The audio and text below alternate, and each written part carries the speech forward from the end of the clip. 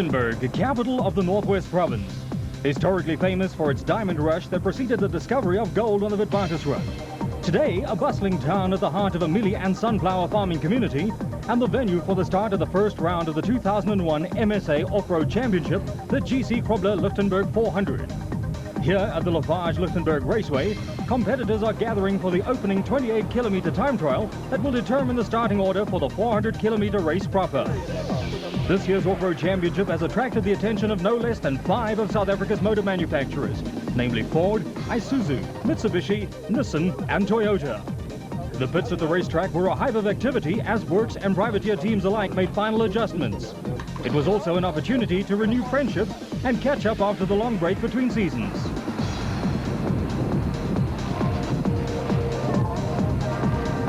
The tranquility of a wetland near the start was shattered by the roar of high-powered engines as the time trial got underway.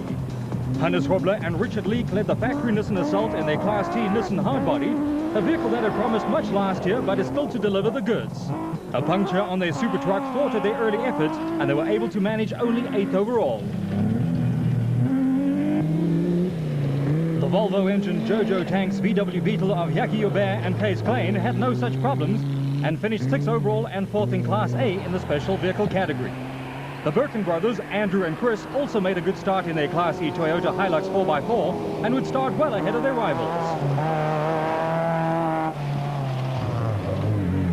Strong contenders for overall honours were the father and son team of Franz Czepek Sr. and Jr. in their V-Motors Chenoweth.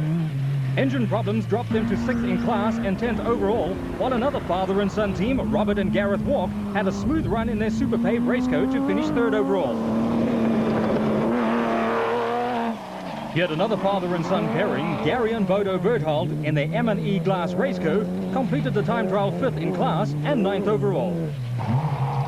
One of the surprises of the time trial was the strong showing by, you guessed it, another father and son team, Rashid and Faisal Noble from Botswana, who secured an excellent 4th place in the starting order for the main event in their Abe's Furniture Aceco.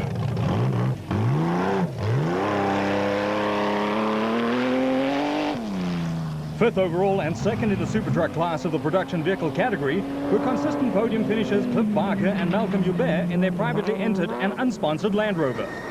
Barker, hard at work at the wheel of the BMW M3 engined Land Rover, adopted his usual take-no-prisoners approach, and here he overtakes the N1 4x4 Toyota Land Cruiser of Cliff Weichelt and Johan Smallberger.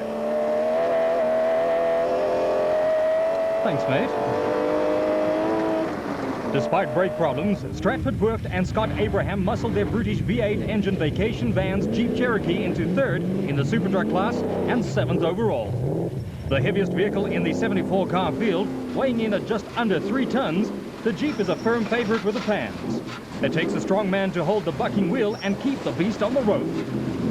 Brothers Harrod and Lawrence Duplessis led the special vehicle charge with an outstanding effort that saw them grab 2nd place overall in their Chenoweth, a mere 19 seconds off the pace. Heroes of the time trial, however, were multiple national production vehicle champions Api Reiniger and Robin Houghton in the factory Castrol Toyota Land Cruiser.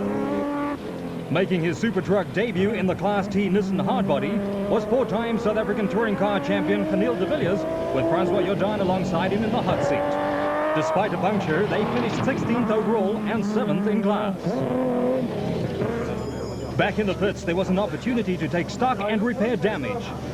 Yeah, all the damage we De Villiers, who drove a Class D Nissan Hardbody last year in his first season of off-road racing, enjoyed the ride. It was very exciting. I must say it's a lot less bumpy than the other one that I drove. It's a learning curve. It's something new to me. But we just got to get used to it. I only got the truck together early this morning, and I must say, the way it went now just in the time trial is amazing. We had a flat tire and just little small things that aren't right yet, but I think it's going to be good fun and it's going to be very exciting to drive. Former special vehicle champion Bucks Carolyn reveled in his debut in the works Mitsubishi Pajero, with Henny Tostega doing the navigating. The ex-Dakar Pajero, which arrived in the country just days before the GC Krobler Lichtenburg 400, was the center of attention in the pits before the start, and much was expected of it and its team's performance. The ebullient Carolyn was having a ball, and if it had not been for a puncture, they would have finished higher than 14th overall and 5th in class. Lovely, lovely, lovely. Puncher, that's all we had. 8 k's from the end, we decided just to try and nurse it in, because to fix a puncture was 5 minutes, so we just cruised the car in because we couldn't fix a puncture in that time. So the wheel let go at about 800 meters from the finish, started chucking. We just went slow, and that's us, but we had a great time. It was fantastic out there. I love this car. First single-seater among the special vehicles was the industrious Max Moore in his industrial hardware Mighty Mag.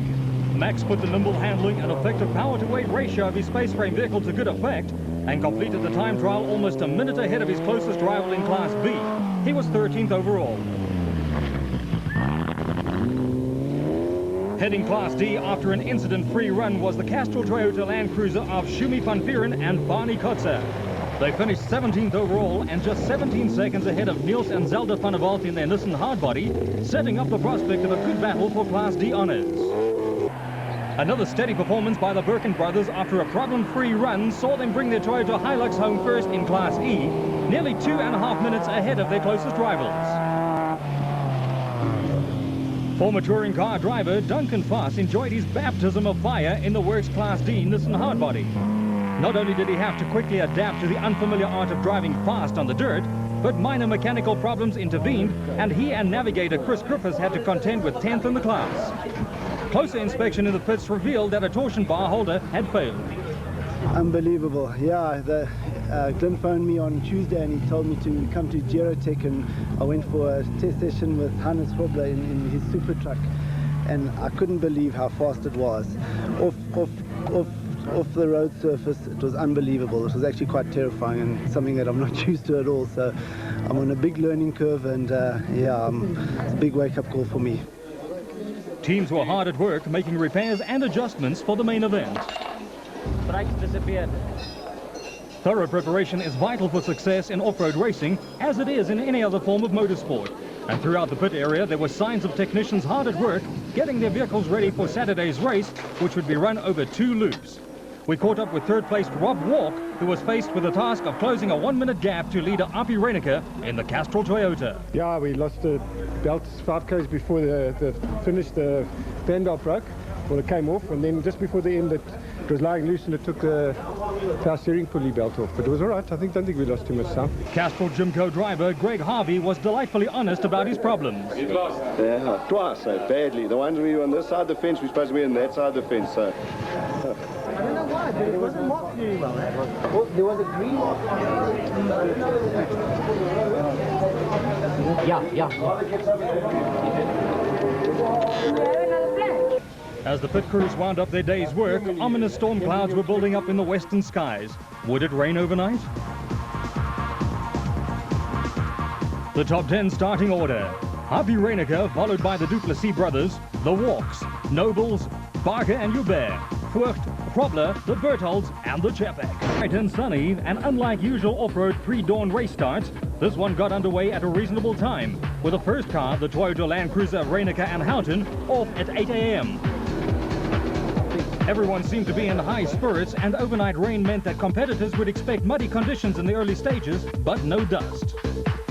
It's a bit wet outside, but it suits us, and we're very happy for being first on the road. And I think we'll take it a bit slow this morning. I think it's going to be very wet and slippery, and I would say after an hour or two it would be quite dry, and then we can send as fast as we can. Reinicker and Houghton